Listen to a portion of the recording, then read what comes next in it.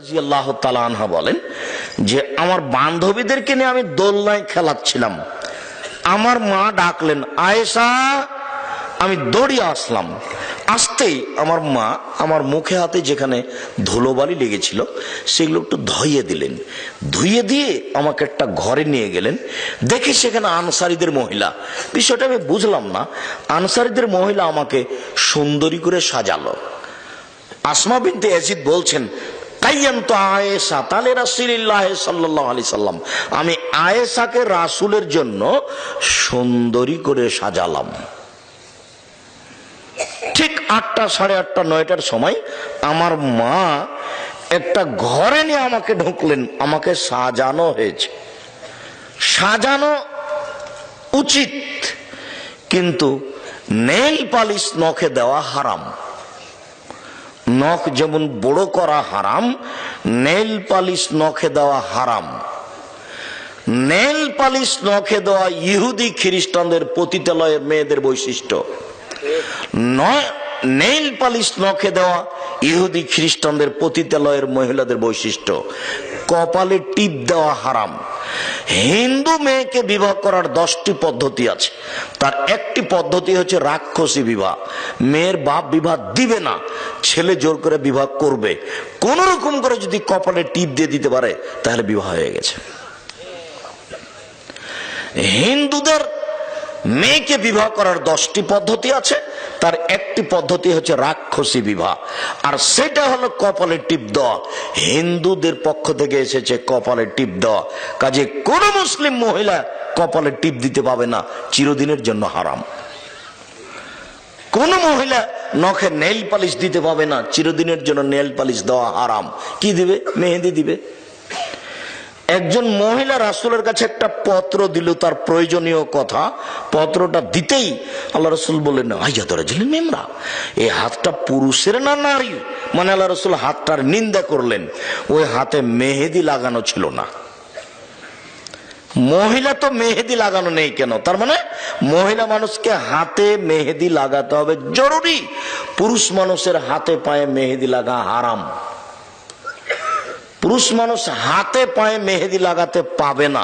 পুরুষ মানুষ মেহেদি লাগাবে দাড়ি পেকে গেলে, চুল পেকে গেলে, চুল দাড়িতে। তাছাড়া হাতে মেহেদি দিতে পাবে না, নখে মেহেদি দিতে পাবে না, এটা মহিলাদের। মহিলারা হাতের নখে তো মেহেদি দিবে, পায়ের নখেও দিতে হবে। পায়ের নখে মেহেদি লাগাতে বাধ্য, দিতেই হবে। আব্দুর রাজ্জাক সাহেব, আমাদের দেশে তো পায়ে মেহেদি দেয় না, এটা একটা কুসংস্কার চলে আসছে। কেন দেয় না? আমরা শুনেছি যে আল্লাহর নবী মেহেদি দাড়িতে লাগিয়েছেন, এই জন্য পায়ে দেয় না।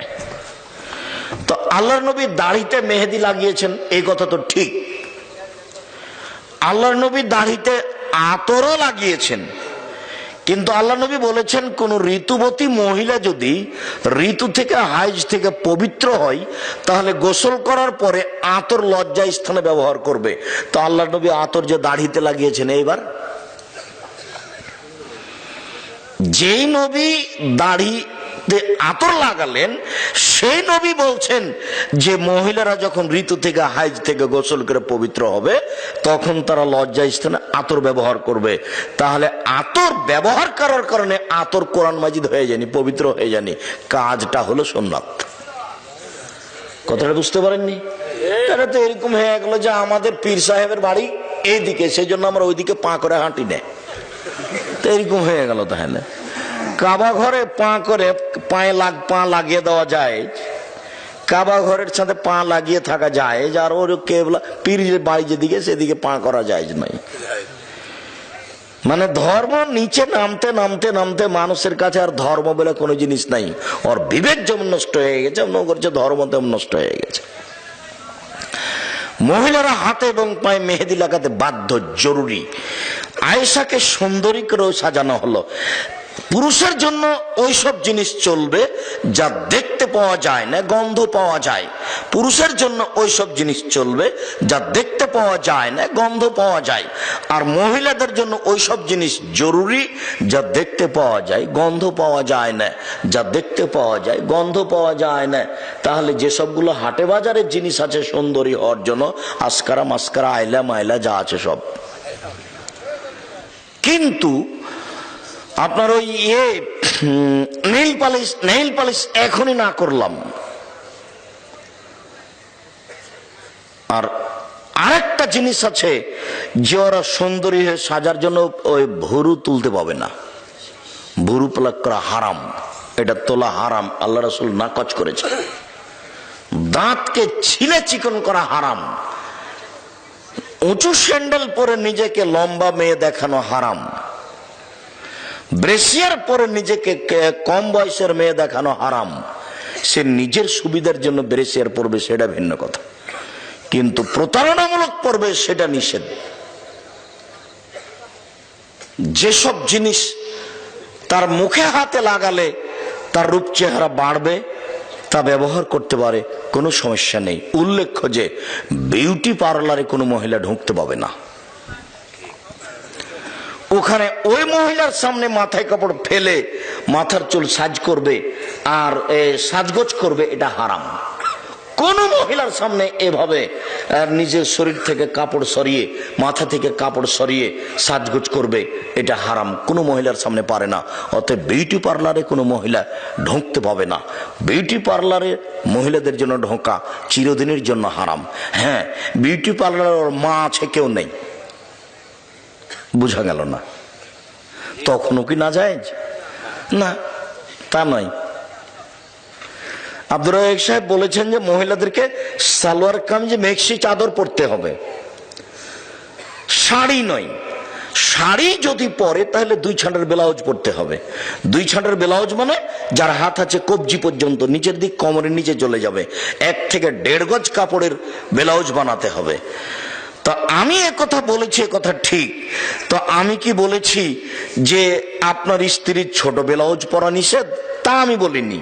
আমি বলেছি যেখানে তার দেবর ভাসুর আছে, গ্রামবাসী যায়, সেখানে ছোট ব্লাউজ হারাম।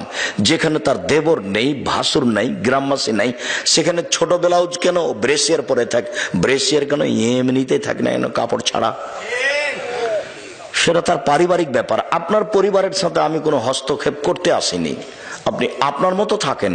আমি বলছি যে যে বাড়িতে তার দেবর ভাসুর আছে সেই বাড়িতে একজন মহিলা ছোট ব্লাউজ পরে থাকতে পারে না। যদি থাকে তাহলে তার স্বামী দায়ুস, তার স্বামী এখন তাহাজ্জুদ পড়ে জান্নাত কিনতে পারবে না।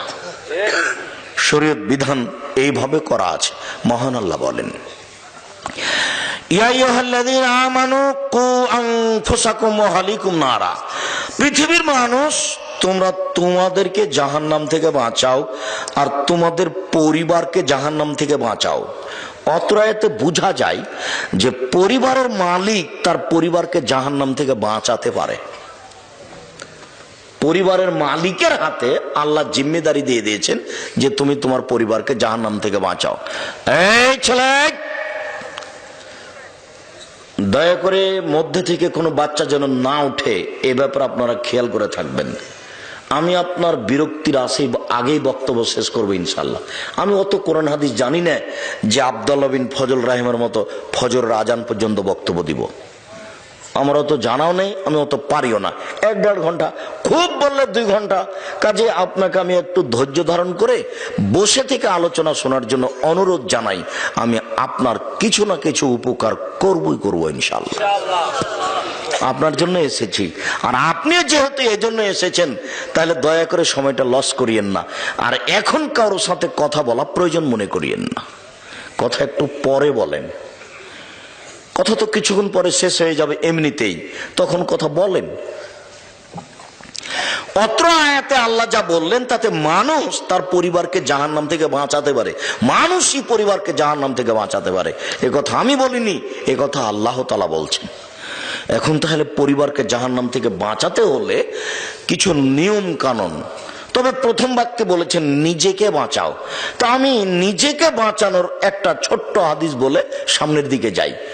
রাসূল সাল্লাল্লাহু আলাইহি সাল্লামকে জিজ্ঞাসা করা হলো, আল্লাহর নবী, মান নাজাত, জাহান্নাম থেকে বাঁচার পথ কি, কিভাবে জাহান্নাম থেকে আমরা বাঁচতে পারি? তখন আল্লাহ রাসূল তিনটা কথা বললেন, এই তিনটা আপনি পালন করেন তাহলে আপনি নিজেকে বাঁচাতে পারবেন। পরের বাক্যে আপনার পরিবার। এক, আলজেম লেসানাক, মুখ বন্ধ রাখো, জরুরি প্রয়োজন ছাড়া মুখ খুলবেন না, ভালো কথা ছাড়া মুখ খুলবেন না। নির্বাচন করতে গিয়ে তো মানুষের বদনাম করে জীবনটাকে ধ্বংস করেছে, আর বদনাম ছাড়া চলেও না, যেহেতু তার প্রতিপক্ষ আছে একজন সব সময়। তখন আপনাকে কিছু না কিছু করাই লাগবে, বলতেই হয়। যার জন্য এই পথ কি যাবেন না। বাপের জমি জায়গা আছে কিছু, আরে কিছু না আছে 10 কাঠা জমি তো আছে, ওখানে বেগুনের চাষ করে খান। এখানে কেন? আসসালামু আলাইকুম জনগণ, আমি যেটা দায়িত্ব নিয়েছিলাম আমার ভুল হয়ে গেছে, আমি গেলাম, আসসালামু আলাইকুম, আপনারা কি করবেন করেন। তার মানে হকের উপরে টিকে থেকে বাপের জমিদারি নষ্ট করে দায়িত্ব পালন করে পরকাল হারাতে রাজি নই, কি দরকার? আর দল পার্টি যখন তখন আরেকজনের বিরুদ্ধে দু কথা না বললে চলে না, একবার বাধ্য বলতে। চাঁপাইনবাবগঞ্জের ভাষাতে ও কেন ওর বাপকে বলতে হবে, মানে টিকে থাকা কঠিন, এটা স্বাভাবিক ব্যাপার। সম্মানিত দিনী ভাই বোন, জাহান্নাম থেকে বেঁচে যাবেন তিনটা কাজ করলে। এক, মুখ বন্ধ রাখেন, ভালো ছড়া মুখে বলবেন না, খুব শক্ত হয়ে থাকবেন। দুই, অলিয়াসাবাইতক, জরুরি প্রয়োজন ছাড়া বাড়ির বাইরে যাবেন না। দোকানে কিছু জিনিস কিনতে গেছেন, 1 কেজি লবণ আর 100 মরিচ, এইটুকু নেওয়ার পরে 1 মিনিট দোকানে দাঁড়াবেন না। কেন? ওখানে আরো 2 জন বসে আছে, আরেকজনের বদনাম হচ্ছে, ওখানে আপনি কানে দিবেন না। জরুরি প্রয়োজন ছাড়া বাড়ি ত্যাগ করবেন না।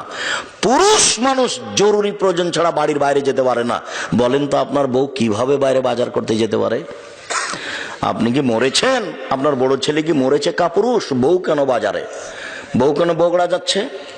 বগুড়া বাজারে তো মহিলাদের ঠেলে ভিতরে ঢোকা যায় না। তো কারো কি স্বামী নাই? সবাই কি স্বামী মুক্ত মহিলা? কারো স্বামী নেই, কারো ভাই নেই। কেন কেন যাবে সে? কই আমাদের তো চলে, বছর বছর যাবত চলে, আমাদের চলছে তো, আমরা তো দুনিয়াতে বেঁচে আছি, আমাদের তো কোনোদিন বাজারে যাওয়া লাগে না, আমরা তো এই দুনিয়াতে আছি বেঁচে, কোনো সমস্যা হয় না। আপনার কেন সমস্যা? আপনার কেন বউ যাবে বাজারে? ও কেন কাপড় কিনতে যাবে?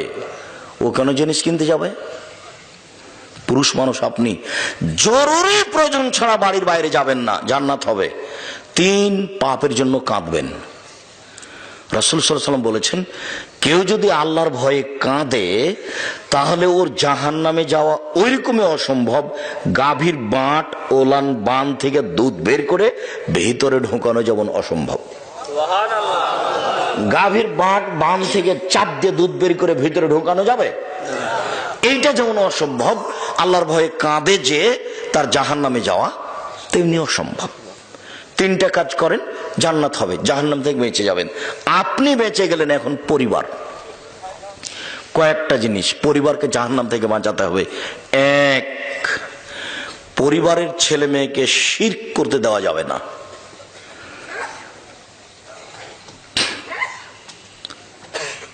আমি কবি নজরুল ইসলামের মানের হানি করিনি,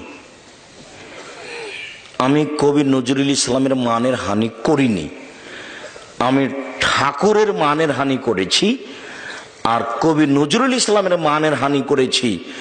এই জন্য 1000 কোটি টাকার মামলা সুনামগঞ্জ কোর্টে আর 5000 কোটি টাকার মামলা সিলেট কোর্টে। তো আমি নজরুল ইসলামের মানের হানি কি করলাম? আমি বলেছি, নজরুল ইসলাম বলেছেন, মসজিদের পাশে কবর দিও ভাই, কবর থেকে যেন মুয়াজ্জিনের আজান শুনতে পাই, এই গুনাহগার গোর আজাব হতে পাইবে রেহাই। তখন আমি বলেছি, মাওলানা হিসাব নজরুল ইসলাম সাহেব কোরআন হাদিস জানতেন না, জানলে তিনি এই কথা বলতেন না। মসজিদের পাশে কবর কেন? কাবা ঘরের নিচে ঢুকে দিলে 1 পয়সা লাভ হবে না। কর্ম অনুযায়ী বিচার হবে, এ কথাই ঠিক। আমি এই কথা বলাতে নজরুল ইসলামের মানের হানি করেছি বলে আমার বিরুদ্ধে মামলা করা হয়েছে। ঠাকুর তো আপনাকে মানুষই মনে করে না, ঠাকুর আপনাকে পশু মনে করে। যখন আপনি ঢাকা বিশ্ববিদ্যালয় খুলতে গেলেন, তখন ঠাকুর বলছে কলকাতা থেকে, ওরা বাংলা ভাষা জানে না, বেটারা বিশ্ববিদ্যালয় বানাবে। বঙ্গভঙ্গের বিরুদ্ধে আপনাদের নিন্দা করে একটা কবিতা লিখেছিল 25 লাইনের, কলিকাতা প্রেস ক্লাবে পড়েছিল। সর্বপ্রথম এই কবিতা পড়েছিল ভদ্রলোক, জাতি যখন বিপদে ঠাকুর তখন বিলাতে। জাতি যখন বিপদে ঠাকুর তখন বিলাতে 25 লাইনের কবিতা বলেছিল। যতবার বলছে ওমা তোমার আকাশ তোমার বাতাস, ততবার বলছে ও কালিমা তোমার আকাশ তোমার বাতাস। কোনোদিন পড়ে দেখেছেন? কোনোদিন বিবেচনা করেছেন? তখন আমি বলেছি তোর বাপের আকাশ। কি তো বুঝতে পারলাম না, আমি নাকি ঠাকুরের নিন্দা করলাম, তাই মামলা করলো। যে না ভুল হিসাব, আমি তা করিনি, আমি নিন্দা করব কেন? আমি বলেছি শরীয়তে এরকম নয়। ছেলে মেয়েকে শিরক থেকে বাঁচাতে হবে। জাহান্নাম থেকে বাঁচালে 1 নাম্বার বাপের প্রয়োজন, ছেলে মেয়েকে শিরক থেকে বাঁচানো। লোকমান হাকিম বলছেন, বোনাইয়া ও আমার আদরের ছেলে, লা তুশরিক বিল্লাহ, আব্বু আল্লাহর সাথে শিরক করো না, ইন্না শিরকা লাযুলমুন আযীম, শিরক হচ্ছে সবচেয়ে বড় পাপ। পাপের জগতে সবচেয়ে বড় পাপ হলো শিরক। ছেলে মেয়েকে শিরক মুক্ত করতে হবে। পরিবারকে যেতে দিতে হবে না কবরের কাছে। কবরের কাছে কিছু পাওয়া যাবে না। কবর থেকে কোনো জিনিস কাউকে ছেলে দিতে পারে না। কবরের কাছে মানত মারা যায় না। মহাস্থান কবরে গরু জবাই করা যায় না, ছাগল মুরগি দেওয়া যায় না, সেখানে মানত মারা যায় না। যারা মেনেছে মানবে তারা মুসলমান নয়, তারা খারেজ হয়ে গেছে ইসলাম থেকে, তাদের জান্নাতের কোনো পথ নেই।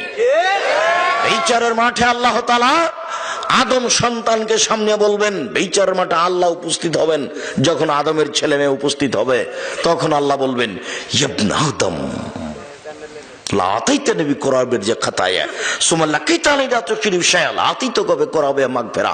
এ আদমের ছেলে মেয়ে শোনো, আজকে যদি তোমরা আকাশ জমিন পরিমাণ পাপ নিয়ে উপস্থিত হয়ে থাকো, তোমাদের পাপ আর পাপ, আকাশ জমিন একবার পরিপূর্ণ হয়ে আছে পাপে, আমি তোমাদের এই পরিমাণ ক্ষমা নিয়ে উপস্থিত হয়েছি যদি শিরক না থাকে। তোমাদের পাপ যত আমার ক্ষমা তত, তোমাদের পাপ যত আমার ক্ষমা তত, যদি শিরক না থাকে। তোমাদের পাপ যে পরিমাণ আমার ক্ষমা সেই পরিমাণ, তোমাদের পাপ যে পরিমাণ আমার ক্ষমা সেই পরিমাণ, যদি শিরক না থাকে। তো এবার আপনার হুজুরকে বলেন যে আব্দুর রাজ্জাক সাহেব বা আহমদ সাহেব শিরক কোনটা? উনি যদি বলেন যে বাংলাদেশে কোনো শিরক নেই, ভালো কথা। আর যদি বলেন যে শিরক আছে, তাহলে ঠিক তাকে বলতে হবে আমি খাকসার, আমার বুঝে যা আছে তা আমি শিরকের নোট করেছি, বক্তব্য আছে। এদেশে একটা বই পাওয়া যায়, কে বড় ক্ষতিগ্রস্ত। আমাকে কিনতে বলিয়েন না, যে আপনি লিখেছেন আপনি কিনেন, তাহলে তো আমি আপনার উপকার করতে পারবো না। কে বড় লাভবান বইটা লিখেছি জঙ্গিদের বিরুদ্ধে 2005 সালে, যেদিন সরকার স্বপ্নেও দেখেনি জঙ্গি,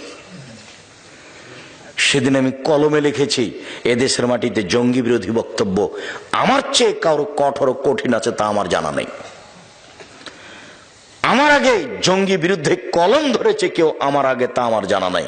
2005 সালে আমার বইটা ছাপা, বইয়ের নাম কে বড় লাভবান। 1 লাইন পড়লে বুঝতে পারবেন আপনার সুবিধা। ক্ষতিগ্রস্ত 1 লাইন পড়লে বুঝতে পারবেন আপনার ক্ষতি, তার নামই হলো ক্ষতিগ্রস্ত। কে বড় ক্ষতিগ্রস্ত আর ওটা কে বড় লাভবান। ওতে এক জায়গাতে সিরিয়াল দেওয়া আছে, এটা শিরক, এটা শিরক, এটা শিরক, এটা শিরক, সিরিয়াল দেওয়া আছে। আর ধারাবাহিক কোথায় কোথায় কোথায় কোথায় শিরক হয় এগুলো সব উল্লেখ করা আছে। এখন আপনার ইমাম যদি বলেন যে আমাদের দেশে শিরক নাই, ভালো কথা, বিচারের মাঠে আল্লাহ বলবেন যে তোমার যদি শিরক না থাকে তাহলে তোমার পাপ যত আমার ক্ষমা তত। সেদিন কি আল্লাহও বুঝবেন না যে কোনটা শিরক? নাউজুবিল্লাহ মিন যালিক। ও তো খুব ভালো বুঝবেন, তো সর্বশক্তি মানুষ, সব কিছু গাতা, সব কিছু জানেন, তিনি আলিম, সব কিছু জানেন। ছোট শিরক, আমি কথা বলছি, টিকটিকি টিকটিক করে উঠলো, তা আপনি বললেন হ্যাঁ আপনি ঠিক বলেছেন, ওই যে টিকটিকি বলল, তা আমি ঠিক বলেছি কি না এটা আল্লাহ ভালো জানেন। তো টিকটিকি কিভাবে জানলো? তো আল্লাহর সাথে কাউকে সমান করে দেওয়ার নাম হলো শিরক।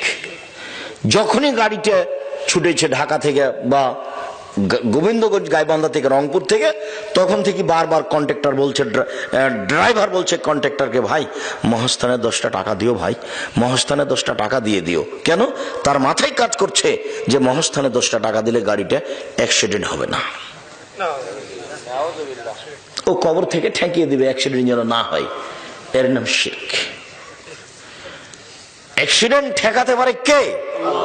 আল্লাহ। ড্রাইভারের ধারণাই যে ওই কবরে যে আছে সেও পারে। নাউজুবিল্লাহ মিন যালিক। তার নাম শিরক।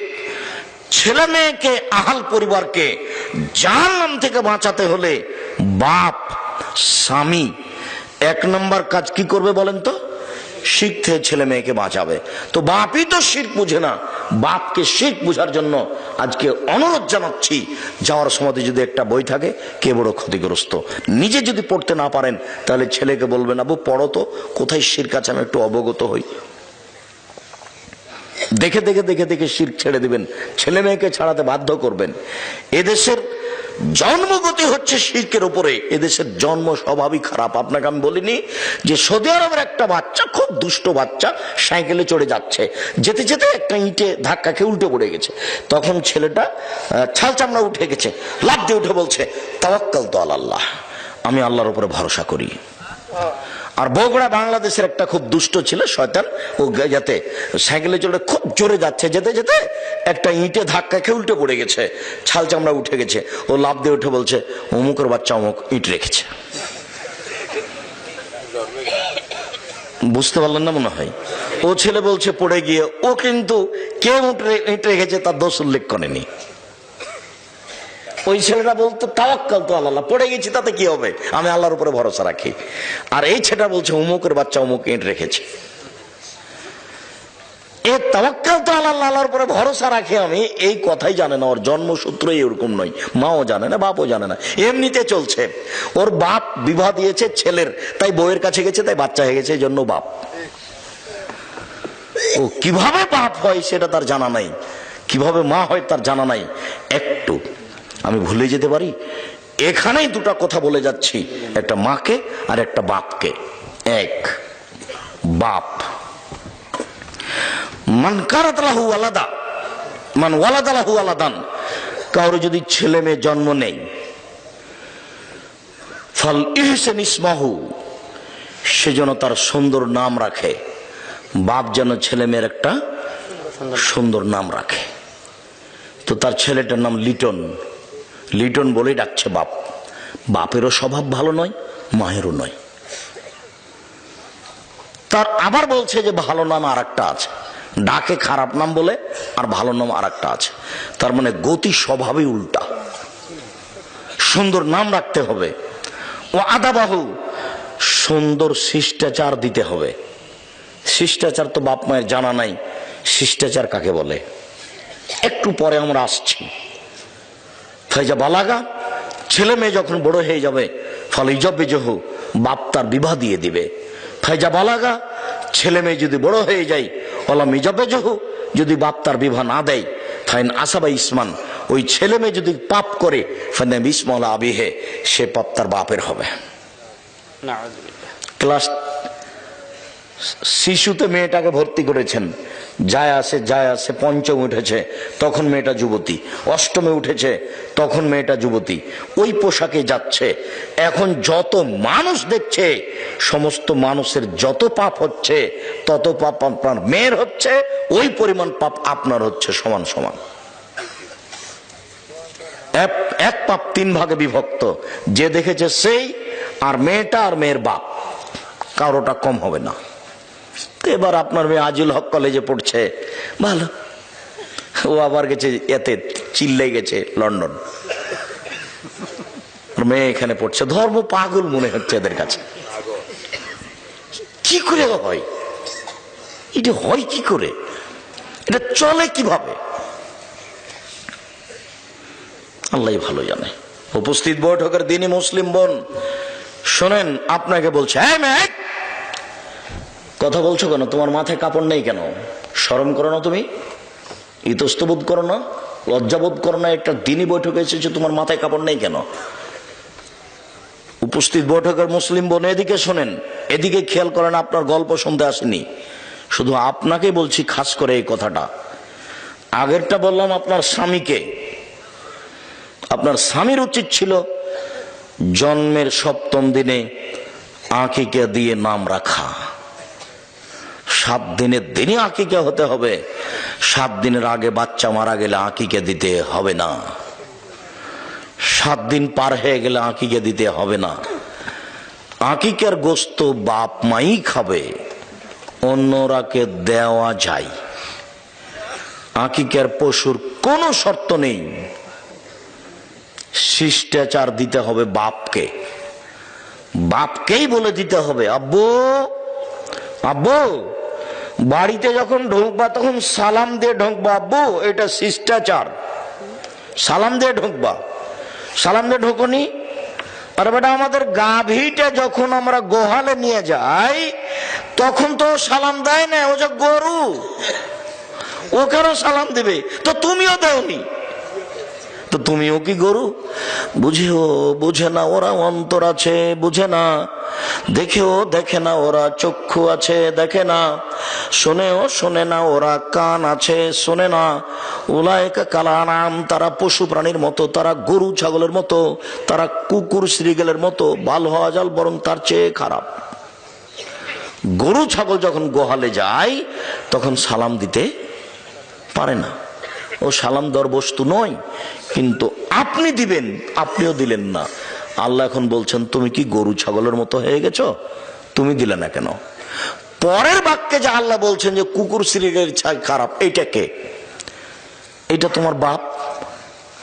আব্দুর রাজ্জাক সাহেব, আপনাকে অনেক সম্মান করি, আমার বাপ কুকুর শ্রীগেলের চেয়ে খারাপ এ কথা বলছেন কেন? আপনাকে খুব ভালোবেসে নিয়ে এসেছি, কথা একটু বিবেচনা করে বলেন, নাহলে আমরা খুব কষ্ট পাবো। আমার বাপ কুকুর শ্রীগেলের চেয়ে খারাপ এ কথা বলছেন কেন? আমি তোমার আব্বাকে কুকুর শ্রীগেলের চেয়ে খারাপ বলিনি, তবে তোমার দাদা মরা 10 বছর হলো, এটা বগুড়া নয়? হ্যাঁ, বগুড়ার স্বভাব আমার খুব ভালো জানা আছে। তোমার দাদা মরা 10 বছর হলো, তোমার দাদার জমি জায়গা তোমার বাপ সকালে পাবে আর তোমার ফুফু বিকেলে পাবে, এরকম না? একসাথে একসাথে। তো 10 বছর থেকে তোমার বাপ জমি খাচ্ছে, কই তোমার ফুফুকে তো দেয়নি। তোমার বাপ যদি কুকুর শ্রীগেলের চেয়ে খারাপ না হয় তাহলে খারাপ কে? তুমি আজকে তোমার বাপকে বলে দিও, আব্বা ভাগ্য ছাড়া দুনিয়াতে আসেনি, ভাগ্য নিয়ে এসেছি আব্বা। ভাগ্যে যদি জমিদারি থাকে জমিদারি করেই খাবো, ভাগ্যে যদি ভিক্ষা করা থাকে ভিক্ষা করে খাবো, ফুফুর জমি খাবো না। এই কথা তোমার বাপকে বলিও, সন্ধ্যা হতে তোমার ফুফুকে যেন তোমার বাপ জমি ভাগ করে দেয়। দিতেই হবে, তোমার বাপ দিতে বাধ্য। তোমার বাপের বিচারের মাঠে দেরিতে হবে। যে জাকাত ওসর দেয়নি, ধানের ওসর দেয়নি, টাকার জাকাত দেয়নি, সেও জালেম, তোমার বাপও জালেম। তো ওসর দিল না তো জালেম কিভাবে? ও ফকিরের টাকা মেরে খেয়েছে, এই জন্য। ওসর যদি কেউ খেয়ে নেয়, না দেয়, তাহলে ধানের ওসর তাহলে কার ধানটা মেরে খেলো? ফকিরের। ও তো ধানটা তো ওর নয়, ওই ধানটা কার? ওটা ফকিরের। তো এটা তোমার বাপ মেরে খেলো, তোমার বাপের বিচার দেরিতে হবে, জালেমের বিচার দেরিতে হবে, তোমার বাপেরও বিচার দেরিতে হবে। তোমার বাপ তোমার ফুফুর জমি মেরে খেয়েছে, আর দেরিতে বিচার মানে বুঝো, বিচারের মাঠে ভালো মানুষের বিচারের সময়সীমা হলো ফরজ সালাতের সমান। ধরে নাও মাগরিব সালাতের 3 রাকাত সালাত, 3 রাকাত, তা আদায় করতে কতক্ষণ লাগবে? 5-7 মিনিট। জোহরের 4 রাকাত সালাত কত সময় লাগবে? 5-10 মিনিট। তাহলে বিচারের মাঠে ভালো মানুষের বিচারের সময়সীমা হলো 5 মিনিট, 7 মিনিট, 10 মিনিট, 1 ওয়াক্ত সালাত আদায় করার সমান।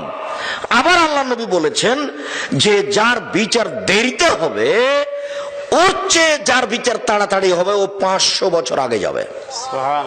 তো এক যদি বিচার হতে 3 দিন দেরি হয় তাহলে তোমার বাপকে ঠেকে থাকতে হচ্ছে 1.5 লক্ষ বছর। অথচ বিচারের মাঠে ভালো মানুষের সময়সীমা কত? 5 মিনিট, 7 মিনিট, 10 মিনিট। মানে মূল কথাটা মনে থাকবে তো? ভালো মানুষের বিচারের সময়সীমা কত বলেন তো? 1 ওয়াক্ত ফরজ সালাত আদায়ের সমান। তা আমরা ফরজ সালাতের একটা সময় ধরলাম যে এরকম হতে পারে। কথা বুঝতে পেরেছেন তো? আল্লাহর নবী ফরজ বিচারের মাঠের সময়সীমাটা কি দিয়ে বুঝিয়েছেন? ফরজ সালাতের সময় দিয়ে বুঝিয়েছেন। আবার বলেছেন যে গরিব মানুষ 500 বছর আগে চলে যাবে ধনী মানুষের। আবার বলেছেন একদিন সমান 50,000 বছর। আবার বলেছেন জালেমের বিচার দেরিতে হবে। যেমন যে সুদ খেয়েছে তার বিচার দেরিতে হবে। কেন? বিচারের মাঠে একটা রক্তের নদী বানানো হবে, দিয়ে ওই লোককে ফেলে দেওয়া হবে, দিয়ে তার মুখের উপরে পাথর মেরে তাকে মারতে থাকা হবে। চলবে চলবে চলবে, তার মানে বিচার তার পরে হবে, চলবে। কত দিন দেরি হবে আল্লাহ ভালো জানে। তারপরে বিচার হয়ে জাহান্নাম না জান্নাত। ও সুদ খেয়েছে সেজন্য বিচার মাঠে এইভাবে। একটা লোক যাকাত দেয়নি, তো তার ধান শস্যকে সব তার কাঁধে তুলে দেওয়া হবে। ও কাঁধে করে নিয়ে ঘুরবে ঘুরবে, কতদিন ঘুরবে। আবার তার ধান টান যা আছে ওকে সাপ বানিয়ে দেওয়া হবে, গলায় তুলে দেওয়া হবে, বারবার দংশন করবে আর চলতে থাকবে। কতদিন দেরি হবে আল্লাহ ভালো জানেন। আবার যদি সেগুলো গরু ছাগল মহিষ হয় তাহলে ওকে ফেলে দিবে, দিয়ে তখন গরু ওকে শিং দিয়ে গুতাতে থাকবে আর পা দিয়ে ডলতে থাকবে। কতদিন চলবে আল্লাহ ভালো জানে। যদি 3 দিন দেরি হয় তোমার বাপের ওসর না দেওয়ার কারণে বিচারের, তারা 1.5 লক্ষ বছর দেরি হলো। আর ওইদিকে তোমার বাপ জালেম, তোমার ফুফুর জমি তোমাকে দেয়, তোমার বাপ দেয়নি, তাহলে ও তো কুকুর সিরিয়ালের চেয়ে খারাপ। ওর বিচার কত দেরিতে হবে আল্লাহ ভালো জানে। তাহাজ্জুদ পড়লেও হবে না। ওইটা ভিন্ন জিনিস, সেটা ভিন্ন জিনিস। ছেলে নাই, শুধু মেয়ে, সেই জন্য বাপে কি করেছে? সবটুকু জমি মেয়েদের নামে লিখে চলে গেছে। ভাতি যারা আছে তাদেরকে দিবে না, মানে ও জাহান্নামে চলেই গেছে। তো ঢুকেনি কেন? মরেনি এই জন্য। মরলেই জাহান্নামে যাবে, তার বাঁচার কোনো পথ নাই। কেন? ও জালেম, ও হক নষ্ট করেছে। ভাতিজাদের হককে কি করেছে? নষ্ট করেছে। দেয়নি কেন? বলে ভাতিজাদের সাথে মারামারি আছে সেই জন্য। ভাতিজা যতদিন পর্যন্ত চাচাকে জবে না করেছে ততদিন পর্যন্ত ভাতিজা ভাগ পাবে। এমনি যদি মেরে থেকে গালি দিয়ে থাকে তবু ভাতিজার ভাগ নষ্ট হবে না। গন্ডগোলে ভাতিজার ভাগ নষ্ট হয় না। জোর করে একটা রাগের উপরে কিছু করবেন সেটাই সিদ্ধান্ত, এ কথা ঠিক নয়। সম্মানিত দিনী ভাই বোন, এক, পরিবারকে, ছেলে মেয়েকে শিরক থেকে বাঁচান, তাহলে ওরা জাহান্নাম থেকে বেঁচে যাবে। পরিবার ও পারিবারিক জীবন। 2,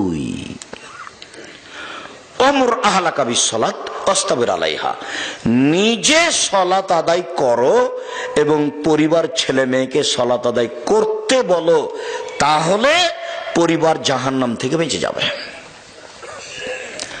রাসূল সাল্লাল্লাহু আলাইহি সাল্লাম বলেন, মুরু আওলাদাকুম বিসসালাত ওহুম আবনাউ সাবঈ সিনিনা। এই ছেলে, ওটা কি আপনাদের ওই যারা দেখাশোনা করছে তারাই নাকি? জি, যারা স্বেচ্ছাসেবক তোমরা পাহারা দাও, তোমাদেরকে পাহারা দেওয়ার জন্যই বলছি। তোমরা আজকে বক্তব্য শুনিও না। যেদিন তোমাদের গাবতলিতে হামিদপুরে হবে সেদিন বক্তব্য শুনিও। আজকে আমাদের সহযোগিতা করো।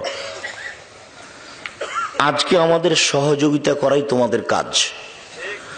যদি কোনো জায়গাতে দুইজন দাঁড়িয়ে গল্প করে তাহলে তোমরা অযোগ্য ছেলে, তোমাদেরকে ঠিক করা ঠিক হয়নি।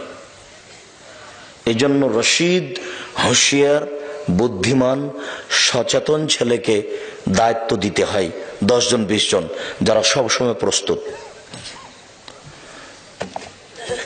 আপনাকে অনুরোধ জানাচ্ছি, দয়া করে এখানে দাঁড়িয়ে থাকবেন না বা গল্প করবেন না। আপনি মুহূর্তে এখানে থাকতে পাবেন না, আপনি কেটে পড়ুন, আর না হলে আপনি বসে পড়ুন। এরকম হুঁশিয়ার, সচেতন হতে হবে যারা আমাদের সহযোগিতা করবে তাদেরকে। তার মানে এদেশে তো কণ্ঠস্বরে বক্তব্য হয়, মানুষ বাদাম খায় আর ইসব জুলেখার কাহিনী শুনে, মনে করে যে এরই নাম তাফসির মাহফিল। তা আমি তো আর কোনোদিন এভাবে তাফসির মাহফিল করি না, আর তাফসিরের মাহফিল আমি নিজে করিও না, আর ইসব জুলেখার আমি কাহিনী বলি না। আল্লাহে, আল্লাহর কসম, আল্লাহে, আল্লাহর কসম, আমি 90 সাল থেকে নিয়ে এখন পর্যন্ত কোনোদিন অপ্রয়োজনীয় বাক্য বলিনি, আমি কোনোদিন কেচ্ছা কাহিনী বলিনি, আমি কোনোদিন কোনো মাযহাবকে নিন্দা করে কথা বলিনি, আমি কোনোদিন কোনো ব্যক্তিকে নিন্দা করে কথা বলিনি। আমি বলেছি 95% জন বক্তা মিথ্যুক, আমি বলিনি ইনি মিথ্যুক, এ কথা আমি বলিনি। 98% জন মুফাসসির মিথ্যুক, আমি এ কথা বলেছি, তবে আমি বলিনি ইনি মিথ্যুক, এ কথা আমি বলিনি। যদি আপনার মুফাসসিরের ব্যাপারে সন্দেহ হয় যে আব্দুর রাজ্জাক সাহেব আমার মুফাসসিরকে বললেন না কি, তাহলে আপনার মুফাসসিরকে নিয়ে এসেন, আপনার মুফাসসিরের বক্তব্য আমার সামনে চালু করেন, আপনাকে আমি দেখাচ্ছি কোথায় কোথায় ভুল, কোথায় কোথায় ভুল। আর না হলে যদি আপনি পরীক্ষা করতে চান আপনার মুফাসসিরকে, তাহলে এদেশে একটা বাংলা তাফসির পাওয়া যায় ইবনে কাসির, বিশাল। তো আপনাদের মুফাসসির এখানে এসে তাফসির করে গেছেন সূরা রাদ 1 থেকে 10 আয়াত। এবার আপনি ওই বাংলা তাফসির ইবনে কাসির খুলেন, দিয়ে দেখেন তার বক্তব্য, ক্যাসেটটা চালু করেন আর বক্তব্য দেখেন এখানে ইবনে কাসিরে, দেখবেন যে একটাও মিল নেই। কোথা থেকে যে কি করলো, রংপুর, দিনাজপুর, লালমনিরহাট, নীলফামারী, ঢাকা, চিটাগাং, সিলেট, তারপরে বলছে আরো 2 দিন লাগবে। এর নাম তাফসির। আমার চাচাতো ভাই একদিন চাঁপাইনবাবগঞ্জে তাফসির শুনে গেছে, মারা গেছে, আল্লাহ তাকে মাফ করুক। উনি আমাকে বলছেন, আজকে যে তাফসির করলো, এই তাফসির তোরা জানিস না। আচ্ছা ভাই, কি তাফসির করলেন? না না, ওসব তাফসির তোরা জানিস না, একবারে ব্যতিক্রম তাফসির। আচ্ছা কিছু বলবেন তো, সেটা কি? তো বলছে যে শোনো, আদম আলাইহিস সালাম ঘুম থেকে উঠে দেখলেন একজন সুন্দরী মেয়ে পাশে বসে আছেন। তো আদম আলাইহিস সালাম হাত বাড়ালেন, তখন ফেরেশতা বলছেন থামেন। তো আদম আলাইহিস সালাম বলছেন কেন? ফেরেশতা বলছেন মোহর দিতে হবে। তো আদম আলাইহিস সালাম বলছেন মোহর কি? তখন ফেরেশতা বললেন মুহাম্মদ সাল্লাল্লাহু আলাইহি সাল্লামের উপরে 1000 বার দুরূদ পড়ে দিতে হবে। তো 1000 বার দুরূদ পড়ে দিয়ে আদম আলাইহিস সালাম বউ হালাল করলেন। আর আল্লাহ বলছেন যে আমি আদমকে সবকিছু শিখিয়ে দিয়েছি, সবকিছু, দুনিয়াতে যা কিছু আছে, পৃথিবীতে সবচেয়ে বড় পণ্ডিত হলেন আদম আলাইহিস সালাম।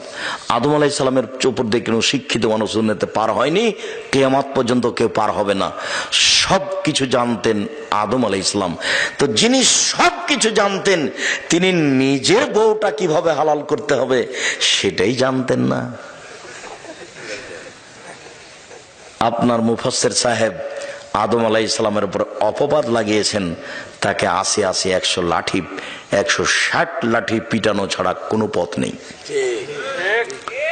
আমরা জীবনে তাফসির শুনিনি মানে? যান বলে দিন আপনার মুফাসসিরকে যে আব্দুর রাজ্জাক বিন ইউসুফ এ কথা বলেছেন। আর জীবনে যেন আপনার উস্তাদ আর কোনোদিন তাফসির না করে, তার একটা ঘটনায় যথেষ্ট, যে জীবনে কোনোদিন তাফসির করতে পাবেন না উনি। তাফসির কি জিনিস তার জানাই নাই, কি করে একটা তার নামে মিথ্যা ঘটনা করে দিল। ঠিক এইরকমই যে আব্দুল কাদের জিলানী রাহিমাহুল্লাহ চলে যাচ্ছেন উপর দিকে, কোথায় যাচ্ছেন? আল্লাহর বিচার ভুল হয়ে গেছে, ঠিক করতে যাচ্ছে। আল্লাহর বিচার হলে একজনে ঠিক করতে যাচ্ছেন, এগুলো মানুষে বলছে। একদিন বগুড়া, এটা তো বগুড়াতে না, ওটা বগুড়া কোথায়, বগুড়া কোথায়, ওটা একটা কামেল ফাজেল, যে জামিল মাদ্রাসা নয়, ওটে আপনার বগুড়া ড্যামাজানের ওইদিকে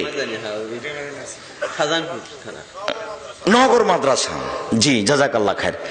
নগর মাদ্রাসায় একজন মুফাসসির বলছেন যে আব্দুল কাদের জিলানীদের বাড়িতে একজন ভিক্ষুক ভিক্ষে চাইতে এসেছে। তখন আব্দুল কাদের জিলানীর মা ভিক্ষে দিয়েছে। তো ফকির আব্দুল কাদের জিলানীর মাকে দেখে আসক্ত হয়েছে। তো আব্দুল কাদের জিলানীর মাকে এখনো বিবাহ করবে বা খারাপ কিছু। তখন আব্দুল কাদের জিলানী মায়ের পেট থেকে বাঘ হয়ে বের হয়েছে, দিয়ে তাকে হত্যা করেছে। এখন তো আর কেউ জিজ্ঞাসা করলো না যে আচ্ছা আব্দুল কাদের জিলানী বাঘ হয়ে মায়ের পেট থেকে বের হয়ে ফকিরকে হত্যা করলো, তো ফকির তো তার মাকে হত্যা করেনি, হত্যার বদলে হত্যা, এটা তো হারাম। তাহলে আব্দুল কাদের জিলানী জন্ম হওয়ার আগেই মানুষকে মেরে দিয়েছে, উনি তো জন্ম হলে আর বিচে দুনিয়াতে থাকতে পাবেন না। কেন? কেসাসে তাকে কি করতে হবে? হত্যা করতে হবে। এক। দুই, আব্দুল কাদের জিলানী মায়ের পেট থেকে বাঘ হয়ে তো বের হলেন, ঢুকলেন কিভাবে? এখনো তো প্রসাবের সময় হয়নি। মুফাসসির জনগণের সামনে এভাবে তাফসীর করছেন, জনগণ চুপ আছে। নগর মাদ্রাসার ঘটনা নকল করছে। অবাক হতে হবে, অবাক। আমি বলিনি ইনি মিথ্যুক, আমি বলেছি শতকরা 98 জন মুফাসসির মিথ্যুক। আল্লাহর কসম, আমি জাতিকে ফাঁকি দিতে আসিনি। জাতিকে ফাঁকি দিয়ে আমি পরকাল হারাতে রাজি নই, এ কাজ আমি করতে চাই না।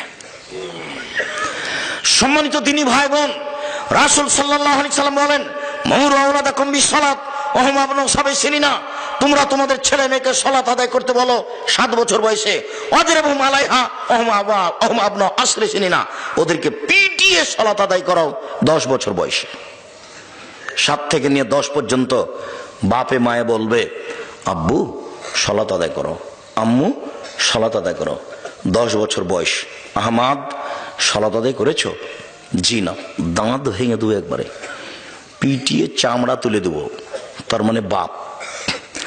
15 বছর বয়সে ছেলে সালাত আদায় করেনি, তখনও বাপ ছেলের সাথে আছে, এ বাপ নয়। একে আমি বাপ বলে স্বীকৃতি দিনি। এরকম বাপের কোনো প্রয়োজন নেই। 15 বছর বয়স হয়ে গেছে, ছেলে এখন বড়, ও যুবক হয়ে গেছে, ও এখন এই বাড়িতে থাকতে পারে না, এই বাড়িতে খেতে পারে না, এই বাড়িতে তার বসবাসের কোনো সুযোগ নেই। যে সালাত আদায় করে না তাকে রাসূল সাল্লাল্লাহু আলাইহি ওয়াসাল্লাম কাফের বলছেন। সালাতই এমন একটা ইবাদত, আশ্চর্য ইবাদত, যার উপরে নির্ভর করে অন্যান্য ইবাদত। সালাত আছে, নামাজ আছে, তো সব ইবাদত আছে। নামাজ নেই তো কিছুই নেই। রাসূল সাল্লাল্লাহু আলাইহি ওয়াসাল্লাম বলছেন, শোনো শোনো, যে লোকটা জান্নাতে চলে গেছে, এই লোকটা জান্নাতে চলে গেছে। কেন? রাস্তায় একটা গাছ পড়েছিল, কেটে সরিয়ে দিয়েছে, এই জন্য। তো তাহলে গাছটাতে অসুবিধা হচ্ছিল, সেই জন্য জান্নাতে চলে গেছে। তো একটা কুকুর আপনাদের বাড়ির সামনে মরে পড়ে আছে রাস্তায়, মানুষ যেতে খুব কষ্ট পাচ্ছে, এখন আপনি কুকুরটা সরিয়ে দিয়েছেন, কোন জায়গাতে পুঁতে দিয়েছেন, এর বিনিময়ে জান্নাত। হাদিস বুখারী মুসলিম। চেয়ারম্যানকে সরাতে হবে না, আপনাকেই সরাতে হবে, বিনিময় জান্নাত। হাদিস বুখারী মুসলিম। এটা আমি বলিনি, এটা মুহাম্মদ সাল্লাল্লাহু আলাইহি সাল্লাম বলেছেন। এখন আপনার নামাজ নেই, এখন এই নেকিটা থাকবে না, থাকবে না, এটা কেটে যাবে, অথচ খুব দামি নেকি। নামাজ এক আশ্চর্য ইবাদত, যার উপরে নির্ভর করে অন্যান্য ইবাদত। আপনি তো বহুদূরের কথা, 15 বছর বয়সের ছেলে আপনার বাড়িতে আছে, নামাজ পড়ে না, তখন আপনি বাপ, এ কথা ঠিক নয়। 15 বছর বয়সের মেয়ে নামাজ পড়ে না, তখন আপনি মা বাপ, এ কথা ঠিক নয়। উপস্থিত বৈঠকের মুসলিম বোন, আপনাকে অনুরোধ জানাচ্ছি, এই মেয়ে শোনো, তোমার বয়স 15 বছর, তোমাকে সতর্ক করি। তোমাকে সতর্ক করতে গিয়ে একটা কথা ছেড়ে এসেছি, যাক ওটা পরে হবে। এখানে আপনাকে জরুরিভাবে বলতে চাচ্ছি এই যে আপনার মেয়েটা 15 বছর বয়স, সালাত আদায় করে না, আপনার বাঁচার পথ কোথায়? আপনি কেমন মা? বাধ্য ওযু করে সালাত আদায় করতে হয়, পানি নেই, তায়াম্মুম করে করবেন, মাটি নেই, বিনা ওযুতে বিনা তায়াম্মুমে সালাত আদায় করবেন। দাঁড়িয়ে সালাত আদায় করতে হয়, দাঁড়িয়ে থাকা যায় না, বসে থেকে করবেন, বসে থাকা যায় না, শুয়ে থেকে করবেন। কেবলার দিকে মুখ করে নামাজ পড়তে হয়, কেবলা বোঝা যায় না, কেবলা ছাড়াই নামাজ পড়বেন। পরিষ্কার কাপড় পরে নামাজ পড়তে হয়। পরিষ্কার কাপড় নেই, যে কাপড়ে পেশাব পায়খানা লেগে আছে ওই কাপড় পরেই নামাজ পড়বেন। আমি পেশাব পায়খানা সহ পড়তে বলিনি, যখন নেই তখন আপনি কি করবেন? পরিষ্কার অপরিষ্কার কোনো কাপড়ই নেই, উলঙ্গ হয়ে আছেন, এই অবস্থাতে আপনাকে নামাজ পড়তে হবে না, আপনি বাধ্য। সম্মানিত দিনী ভাই বোন, আমাদের আজকের আলোচনা পরিবার ও পারিবারিক জীবন। পরিবারকে জাহান্নাম থেকে বাঁচানোর দ্বিতীয় পথ হলো সলাত। ছেলে মেয়ে যখন আছে তখন তাকে সলাত আদায় করতে বাধ্য করতে হবে। তৃতীয়, আর রাজুল সৈয়দ অল মারাত সৈয়দা। এই পরিবারে স্বামী হচ্ছে কর্তা আর স্ত্রী হচ্ছে কর্ত্রী। স্বামী হচ্ছে কর্তা আর স্ত্রী হচ্ছে কর্ত্রী। নিজের কাজ করে যে তাকে বলে কর্মী, অপরের কাজ দেখে যে তাকে বলে কর্তা। নিজের কাজ করে যে তাকে বলে কর্মী, অপরের কাজ দেখে যে তাকে বলে কর্তা। আপনি নিজে নামাজ পড়ছেন, আপনি কর্মী। যখন আপনার ছেলেকে বলছেন আব্বু আজান হয়েছে, চলো চলো আব্বু, চলো চলো ওযু করে চলো, এখন আপনি কর্তা। আপনার স্ত্রী নিজে উঠে সালাত আদায় করলো রাত্রে, তখন আপনার স্ত্রী মহিলা কর্মী। ঘুম থেকে উঠে আপনার বৌমাকে বলছেন খালেদা আম্মু উঠো, আম্মু উঠো, বৌমা উঠো, আজান হয়ে গেছে, ওযু করে সালাত আদায় করো। এখন আপনার স্ত্রী কর্ত্রী, ও তার দায়িত্ব পালন করছে। ও যদি দায়িত্ব পালন না করে বিচারের মাঠে ঠেকে যাবে, ওর জাহান্নাম হবেই। রাসূল সাল্লাল্লাহু আলাইহি ওয়াসাল্লাম বলছেন অল মারাতু রাইয়ে, স্ত্রী বাড়ির বৌমার শাশুড়ি, মেয়ের মা, একে বিচারের মাঠে অক্ষরে অক্ষরে পরিবারের জবাব দিতে হবে। যদি টিকতে না পারে ফলাফল জাহান্নাম, আপনাকে অক্ষরে অক্ষরে জিজ্ঞাসা করা হবে। যদি টিকতে না পারেন ফলাফল জাহান্নাম। এদিকে একটু জরুরি কথা, দায়িত্বশীল হিসাবে পরিবারের উপরে কঠোরতা। এক, আনফিকালা ইয়ালিক মিন তাওলিক, তুমি তোমার ছেলে মেয়েকে উপার্জন করে খাওয়াও। বাপ ছেলে মেয়েকে খাওয়াবে উপার্জন করে, বাপের জমিদারি দিয়ে, আর না হলে চাকরি ব্যবসা করে, আর না হলে দিন মজুরি করে বাপ ছেলে মেয়েকে খাওয়াবে, আর না হলে বাপ ছেলে মেয়েকে খাওয়াবে ভিক্ষা করে। শেষ পর্যন্ত বাপ ছেলে মেয়েকে কি করে খাওয়াবে? ভিক্ষা করে। মেয়ে কেন গার্মেন্টসে গেল? বাপ বেঁচে থাকাকালীন। কথা বুঝাতে পারিনি আমি মনে হয়। বাপ শেষ পর্যন্ত ছেলে মেয়েকে কি করে খাওয়াবে? ভিক্ষা করে। ছেলে মেয়েকে খাওয়ানোর দায়িত্ব কার? বাবার। এ কথা আল্লাহর নবী বলছেন। আমি বলিনি যে ছেলে মেয়েকে ভিক্ষা করে খাওয়ান, আমি বলছি আপনার বাপের জমিদারি দিয়ে খাওয়ান, সমস্যা নেই। আপনি ব্যবসা করে খাওয়ান, আপনি দিন মজুর করে খাওয়ান। যদি কোনোটাই না থাকে তখন আপনার কি হবে? তখন আপনি শেষ পর্যন্ত ভিক্ষা করে ছেলে মেয়েকে খাওয়াবেন, পড়াবেন। আপনার ছেলের টোকাই হতে পারে না, আপনার ছেলে রাস্তায় নামতে পারে না, গার্মেন্টসে যেতে পারে না। এটা আপনার দায়িত্ব, জরুরি দায়িত্ব। শুনুন, এরপর আল্লাহ রাসূল বলছেন ওয়ালা তারফু আসাকা আদাবান মিন আহলিক, পরিবার থেকে শিষ্টাচারের লাঠি উঠিয়ে নিও না। ওইখানে তিনি বললেন ছেলে মেয়েকে পিটিয়ে নামাজ পড়াতে হবে। আর এইখানে তিনি বলছেন যে পরিবার থেকে লাঠি উঠানো যাবে না।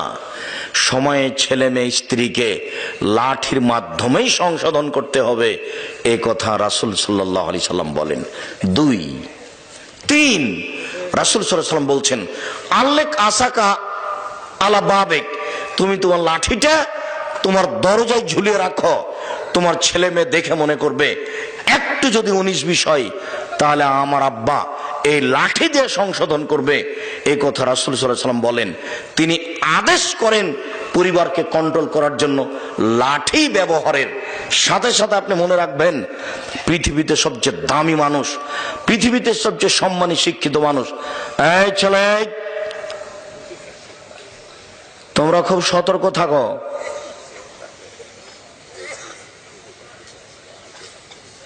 কথা মূল্যায়ন করতে যেন কারো অসুবিধা না হয়।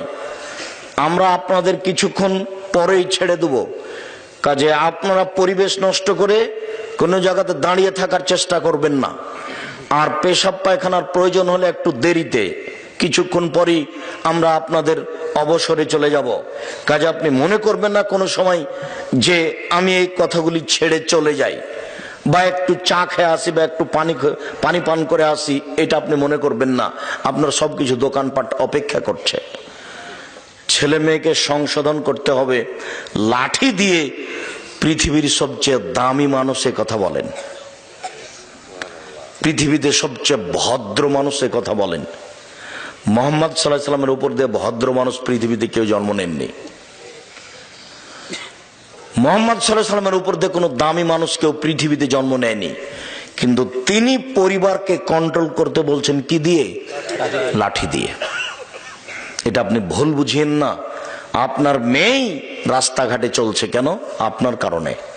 এখন আপনার মেয়ে মাথায় কাপড় না দিয়ে বসে আছে আপনার স্বভাবের কারণে। আপনার স্বভাবই খারাপ। আপনার স্ত্রী এখানে বসে আছে ছোট ব্লাউজ পরে, আপনার স্বভাবের কারণে। বিবাহ করতে পারলেই স্বামী হওয়া যায় না, ক্ষমতার নাম স্বামী। আল্লাহ রাসূল বলছেন, যুবক, ক্ষমতা থাকলে বিবাহ করো। ক্ষমতা মানে স্ত্রী মিলনের ক্ষমতার নাম ক্ষমতা নয়। ক্ষমতা মানে মোহর দিতে পেরেছি 2 লক্ষ, তার নাম ক্ষমতা নয়। ক্ষমতা মানে স্ত্রীর জন্য বাড়ি তৈরি করেছি, পেশাব পায়খানা তৈরি করেছি, তার নাম ক্ষমতা নয়। ক্ষমতা মানে চোখ যেভাবে ঘুরে বউ সেভাবে চলে, তার নাম ক্ষমতা। চোখ যেভাবে ঘুরে মানে বউকে যেভাবে উঠতে বলে সেভাবে উঠে, বউকে যেভাবে বসতে বলে সেভাবে বসে, তার নাম ক্ষমতা। আয়েশা রাদিয়াল্লাহু তাআলা আনহা বলছেন, তার বদনামের কথা, তার খালাকে নিয়ে পেশাব পায়খানা করতে বাইরে গেছে। তো ফিরে আসার সময় তার খালা পায়ে কাপড় বেঁধে পড়ে গেছে। তখন তার খালা বলছেন, মেষটা ধ্বংস হোক। তখন আয়েশা রাদিয়াল্লাহু তাআলা বলেন, কি খালা? মেষটা হচ্ছে বদরি সাহাবী, আপনি তার বদদুয়া করলেন কেন? কেন খালা বললেন মেষটা ধ্বংস হোক? ছি ছি ছি ছি খালা, এটা কথা হলো?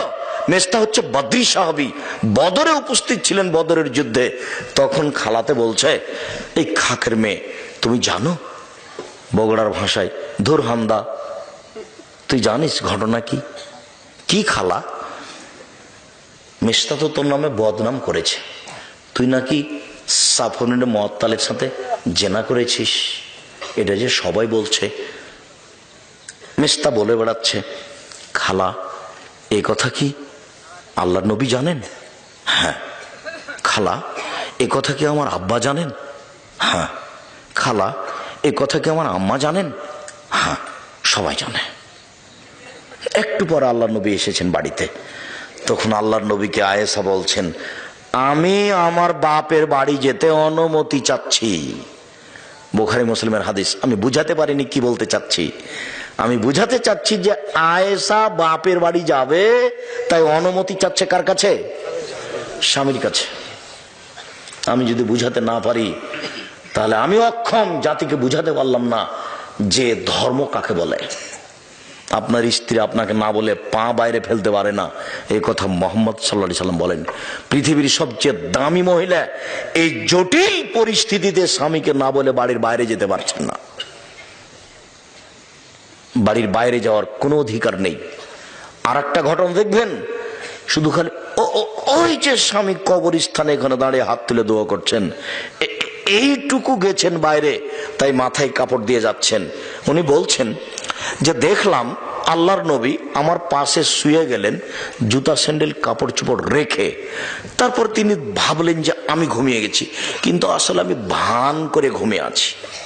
আমি আল্লাহর নবীকে দেখবো তিনি যান কোথায়, আমি ঘুমাইনি, আমি ভান করে ঘুমিয়ে আছি। তিনি উঠলেন, জুতা স্যান্ডেল নিলেন, কাপড় নিলেন, ধীরে দরজাটা খুললেন, বাইরে চলে গেলেন। আমিও উঠলাম, কাপড় চোপড় নিলাম, মাথায় কাপড় দিয়ে নিলাম। গভীর রাত, এই 20 হবে, মসজিদে নববী থেকে কবরস্থান পাশে আছে, 20-30 না হয় হলো। এইটুকু আয়েশা বের হয়ে যাচ্ছেন, সুন্দর করে মাথায় কাপড় দিয়ে বের হচ্ছেন। দেখি স্বামী ওখানে হাত তুলে দোয়া করছেন। ঘুরলেন, আমিও ঘুরলাম। জোরে হাঁটলেন, আমিও জোরে হাঁটলাম। দৌড়ালেন, আমিও দৌড়ালাম। আমি আগে বিছানে চলে এসেছি। আল্লাহ নবী আমার পাশে এসে বলছেন, কি খবর আয়েশা, মোটা শ্বাস কেন? গা হসে গেছে। দেখেন, আসলে আমি পরীক্ষা করছিলাম আপনি আমার কাছ থেকে অন্য কোনো স্ত্রীর কাছে যান নাকি, এটা দেখছিলাম। তো দেখলাম আপনি কবরস্থানে গিয়ে হাত তুলে দোয়া করছেন। মাথায় কাপড় দিয়ে গেলেন পৃথিবীর সবচেয়ে দামি মহিলা। এইটুকু রাস্তা, রাতে কোনো মানুষ নেই। আর একটা কথা শোনেন, আয়েশা রাদিয়াল্লাহু তাআলা আনহা বলছেন, আল্লাহর নবীর কবর হলো আমার ঘরে। তো আমি এখন ওই ঘরে ঢুকি, মাথায় কাপড় দিনে অত হিসাব করি না। কেন? এটা আমার স্বামীর কবর। কয়দিন পরে কবর হলো ওখানে আমার বাপের, তখন আমি মাথায় কাপড় দিনে এমনিতেই ঢুকি। কেন? এটা আমার স্বামীর কবর, এটা আমার বাপের কবর। কয়দিন পরে ওখানে কবর হলো উমারের, তখন আমি লজ্জা করি, না না না না, এখানে একজন বেগানা পুরুষ আছে, বড় শক্তিশালী মেজাজি মানুষ। আমার বড় লজ্জা হয় উমরকে। আমি সেদিন থেকে ওখানে মাথায় কাপড় ছাড়া একদিনও ঢুকিনি। আয়েশা মরা মানুষকে লজ্জা করেন, মাথায় কাপড়ে তো ঢোকেন, আর আপনি মহিলা মানুষ, আপনার শরম হয় না? কি করে আপনি ছোটবেলা পরে পুরুষের সামনে হাঁটেন? আপনার একটু লজ্জা হয় না কেন? কি করে আপনি মাস্টার ডিগ্রি পাস মহিলা, আপনার মাথায় কাপড় নিয়ে দিন রাত ঘুরে বেড়াচ্ছেন? আপনার একটু লজ্জা হয় না কেন? শরম হয় না কেন? হায়া হয় না কেন? আপনার স্বামী কা পুরুষ একটু বলে না কেন? আপনার বাপ কা পুরুষ একটু বলে না কেন? সব মিলে সংসার, বাপ মিলে সংসার, স্বামী মিলে সংসার, স্বামী স্ত্রী মিলে সংসার, লাঠি দিয়ে সংসার। এ কথা মুহাম্মদ সাল্লাল্লাহু আলাইহি ওয়াসাল্লাম বলেছেন, আমি বলিনি।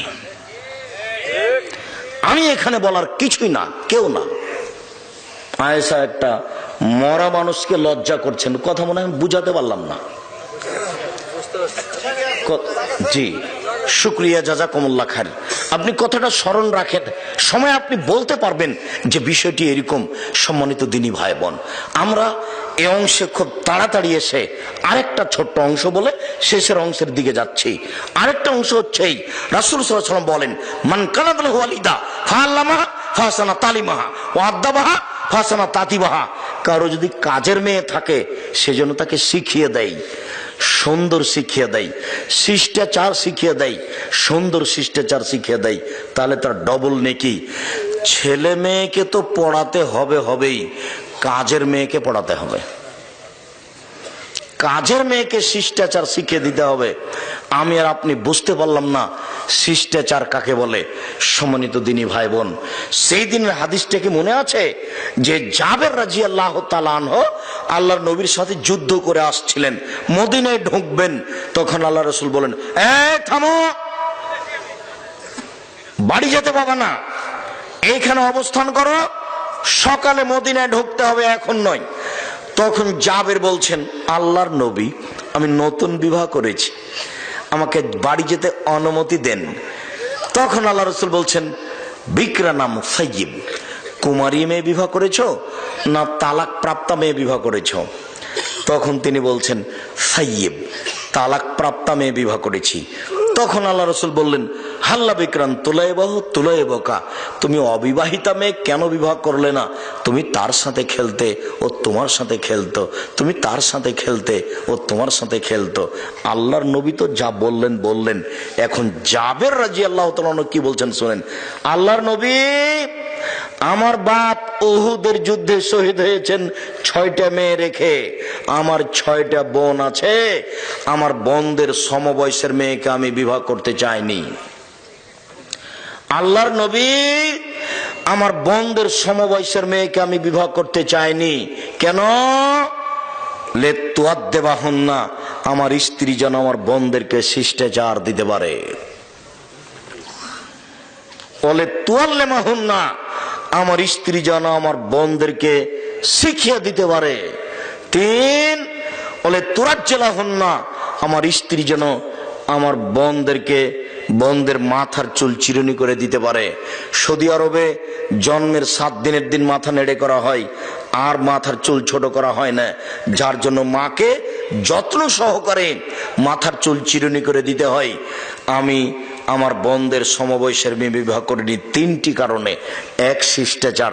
বলো যুবক, তোমার ছোট ভাইয়ের প্যান্টটা টাকনুর নিচে আছে, এটা কোন শিষ্টাচার? বলো যুবক, তোমরা সবাই বাড়িতে ঢুকছো সালাম ছাড়াই, বলো এটা কোন শিষ্টাচার? বলেন আপনার দিনী ভাই, আপনারা সবাই বাড়িতে আছেন, আপনার বাড়িতে চলাফেরা হচ্ছে, সবাই কেউ যখন বিদায় নিচ্ছে তখন টাটা বাই বাই বলে বিদায় দিচ্ছে, সবাই আপনারা বাম হাতে খাচ্ছেন, পান করছেন, এটা কোন শিষ্টাচার? একটুকু কেন আপনাদের শিষ্টাচার বলে একটু শরম হয় না?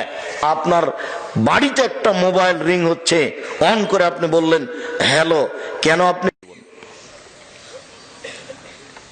তাহলে এটা গরু ছাগল পশু প্রাণীর মতো জীবন ভুল হচ্ছে। রাসূল সাল্লাল্লাহু আলাইহি ওয়াসাল্লাম বললেন, শোনো, ভালো বন্ধুর উদাহরণ আর মন্দ বন্ধুর উদাহরণ কামারের মতো আর আতরওয়ালার মতো।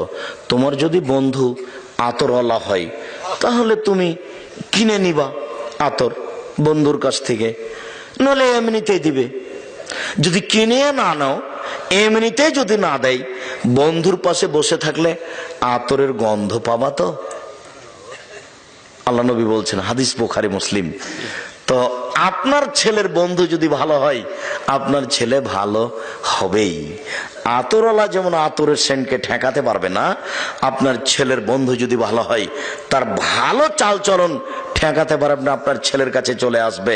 আপনার মেয়ের বান্ধবী যদি ভালো হয়, তাহলে আপনার মেয়ে ভালো হয়ে যাবে, ওই গতিতেই সে গড়ে উঠবে।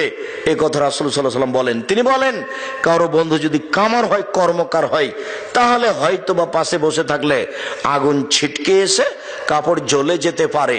যদি আগুন ছিটকে কাপড় না জ্বলে, তাহলে পাশে বসে থাকলে নাকে মুখে ধোঁয়া লাগবে।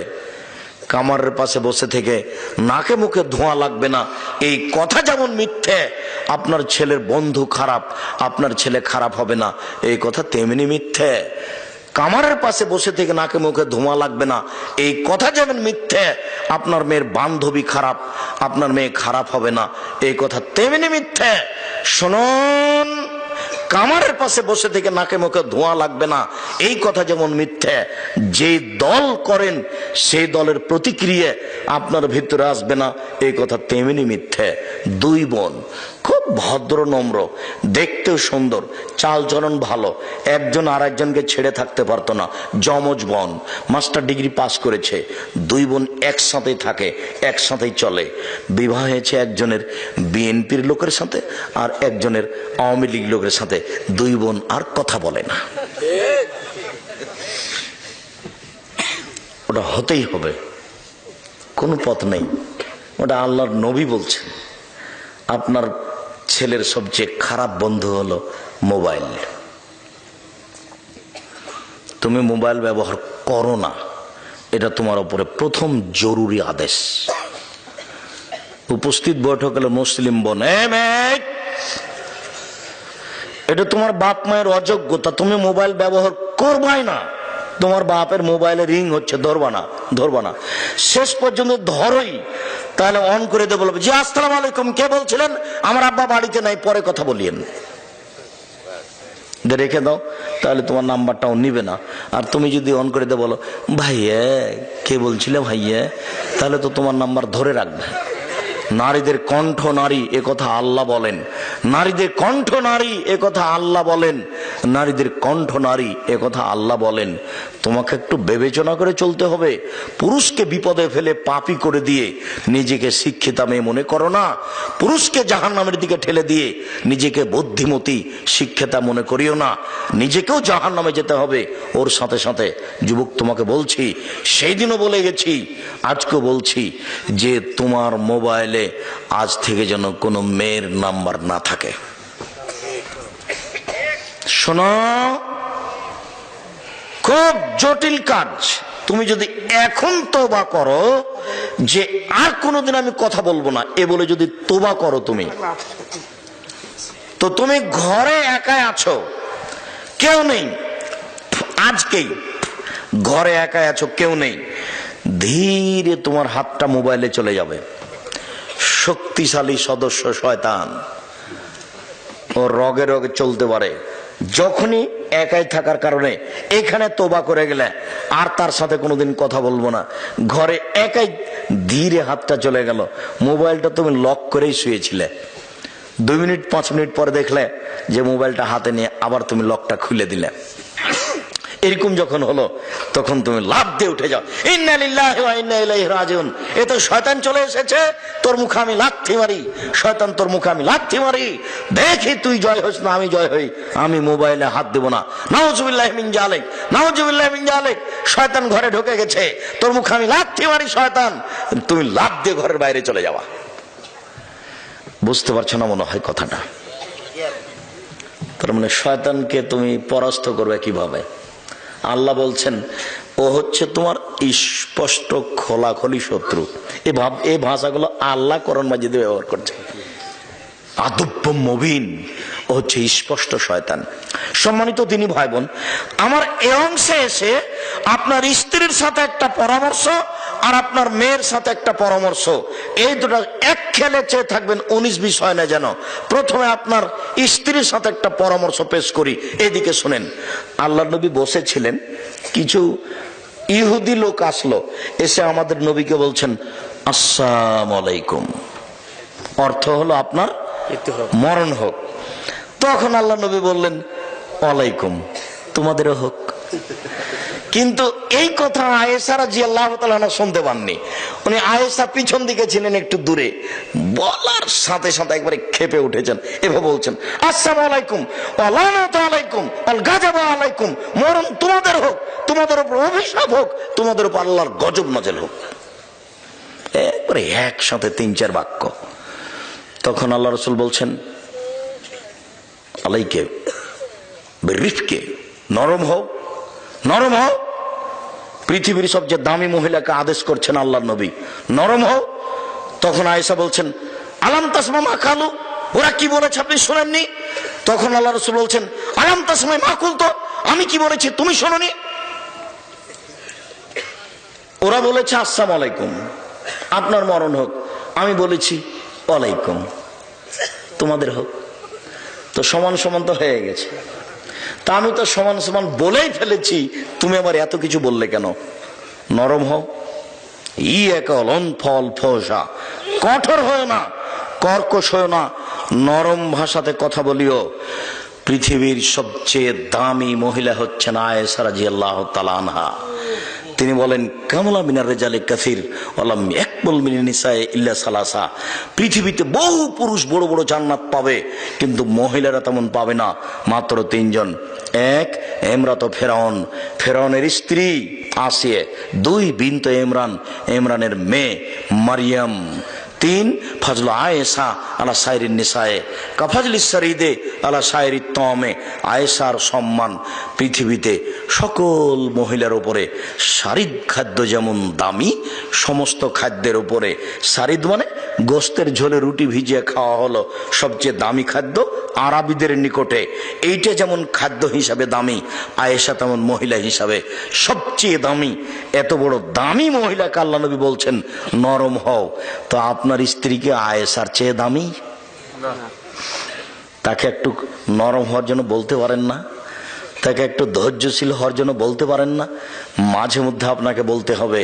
আল্লাহর নবী যদি বলা প্রয়োজন মনে করেন, তাহলে আপনাকে প্রয়োজন মনে করতে হবে। আপনার সাথে আপনার স্ত্রীকে নিয়ে পরামর্শ শেষ করলাম, এবার আপনাকে নিয়ে আপনার মেয়ের সাথে একটা গুরুত্বপূর্ণ পরামর্শ। এদিকে দেখেন, আয়েশা রাদিয়াল্লাহু তাআলা আনহা আল্লাহর নবীর সাথে যুদ্ধ করে আসছিলেন। তো এক জায়গায় আয়েশার হার, গলার হার কোথায় পড়ে গেছে উনি বুঝতে পারেননি।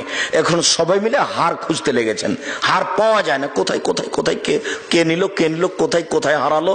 পানিতে নামাজের টাইম হয়ে গেছে, সালাতের টাইম হয়ে গেছে, পানি নাই, অজু করতে পারে না, সালাত পার হয়ে সময় পার হয়ে যাচ্ছে, সবাই বিপদে। তখন জনগণ আবু বকর সিদ্দিকের কাছে এসে বলছেন আপনি জানেন আপনার মেয়ে কি ঘটিয়েছে? কি হয়েছে?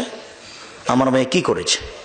কেন আপনার মেয়ে হার হারিয়ে দিয়েছে, তো আমরা কেউ তো যেতে পারছি না, সবাই আটকা পড়েছে, তো এখানে পানি নেই, তো অজু করতে পারছি না, সালাত আদায় করতে পারছি না, তাই এই কথা শুনে মেয়ের উপর এমন ক্ষেপে গেলেন। আয়েশা বলছেন, আমার স্বামী আমার উরু রানের উপরে মাথা দিয়ে ঘুমিয়েছিলেন। আমার বাপ আসলেন রাগ করে, ফাল্লাকা জানি লাকচাদান শাদিদা, আমার কোমরের উপরে কয়েকটা কিল মারলেন, এত জোরে মারলেন আমার স্বামী আমার উরু রানের উপরে মাথা দিয়ে না ঘুমালে মায়ের কারণে দূরে সরে যেতাম, তিনি এত জোরে মারলেন। সবচেয়ে বড় মানুষে মারলেন কে? আবু বকর সিদ্দিক রাদিয়াল্লাহু তাআলা আনহু। সবচেয়ে বড় মহিলাকে মারলেন আয়েশা রাদিয়াল্লাহু তাআলা আনহাকে মারলেন। সবচেয়ে বড় মানুষের সামনে মারলেন, মুহাম্মদ সাল্লাল্লাহু আলাইহি সাল্লামের সামনে মারলেন। অবস্থাটা বেটির উরু রানের উপরে জামাই মাথা দিয়ে ঘুমিয়ে আছেন, ওই সময়তে মারলেন। বুঝাতে পারেননি কথা। পূর্ণ যুবতী মেয়েকে মারলেন, বিবাহদারী মেয়েকে মারলেন, দিন দুপুরে মারলেন, খোলা মাঠে মারলেন, 1400 মানুষের সামনে মারলেন, হাত দিয়ে মারলেন। এত বড় বাপে এত বড় বেটিকে এত বড় মানুষের সামনে, এতগুলো মানুষের সামনে দিন দুপুরে মেরে দিলেন। আর আমার মেয়ে ক্লাস 10-এ পড়ে, মাথায় কাপড় দেয় না, আমি তাকে ধমক দিতে পারি না। আমি আবার বাপ, আমার মতো কাপুরুষ ঘৃণিত বাপ বেঁচে থাকার চেয়ে না থাকাই ভালো। বুখারী মুসলিমের হাদিসে বোঝা যায়, বাপের কাছে মেয়ে কোনোদিন বড় হয় না।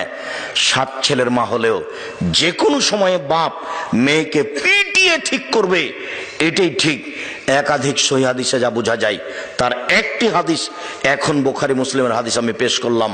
অন্তত শেষ 2টি পরামর্শ আপনাকে সাথে রাখার জন্য অনুরোধ জানাচ্ছি। এক, স্ত্রীকে মাঝে মধ্যেই উপদেশ দিবেন, যেমন ভাবে আল্লাহ নবী বললেন, আয়েশা নরম হও, কঠোর হও না, ভালোভাবে মানুষের সাথে কথা বলতে শিখো। যেমন ভাবে আবু বকর সিদ্দিক মেয়েকে মেরে দিলেন, অথচ মেয়ে সবচেয়ে দামি সম্মানিত দিনী ভাই বোন, আদর্শ পরিবারের উপরে, আপনার পরিবার ও পারিবারিক জীবনের উপরে একটা সংক্ষিপ্ত গুরুত্বপূর্ণ আলোচনা পেশ করার পরে জরুরিভাবে বলছি, আমার একটি দাবি আপনাকে রক্ষা করতে হবে। সেটা হলো এই, আমার জীবনে বড় স্বাদ, এদেশের মাটিতে আমি উন্নত মানের প্রতিষ্ঠান গড়বই ইনশাআল্লাহ। সেটাই হচ্ছে জামিয়া সালাফিয়া ডাঙ্গিপাড়া পবা রাজশাহী, সেটাই হচ্ছে রূপগঞ্জ নারায়ণগঞ্জ ঢাকা। আমার যেটা দাবি আপনার উপরে, সেটা একটু খালি আল্লাহকে বলবেন, আল্লাহ আব্দুর রাজ্জাক সাহেব যে প্রতিষ্ঠান করছে এটা তুমি কবুল করো। আর দ্বিতীয় যেটা, সেটা হলো এই যে জামিয়া সালাফের পক্ষ থেকে একটা পত্রিকা বের হয়, এটা জামিয়া সালাফের মুখপাত্র পত্রিকা, 20 টাকা মূল্য, সারা পৃথিবীর প্রত্যেকটা বাঙালি কিনবে, এটা আমার দাবি, আন্তরিকভাবে তার উপরে দাবি। এই 20 টাকাকে সে যেন বড় মনে না করে, তাহলে এই প্রতিষ্ঠানের, এই পত্রিকার অনেক উপকার করা যাবে, অন্যান্য বই সহ। সাথে সাথে আব্দুল্লাহর বইটি আছে, দেখবেন মিন্নাতুল বারি, বুখারীর ব্যাখ্যা হিসাবে বাংলা ভাষায় নয়, আরবি উর্দু ভাষায় এই মানের কোন বই বের হয়েছে বলে আমার অবগতিতে নেই। মিন্নাতুল বারি, আদর্শ পরিবার, আদর্শ পুরুষ, আদর্শ নারী, যেসব বইগুলি লিস্টে যা আছে সব বইগুলি যাওয়ার সময়তে নিয়ে যাবেন। বিশেষভাবে জরুরি কথা, 13-14 ফেব্রুয়ারি সম্মেলন রাজশাহীতে, আর 5-6 মার্চ সম্মেলন রূপগঞ্জ নারায়ণগঞ্জ ঢাকায়। আর 2 প্রতিষ্ঠানে ভর্তির তারিখ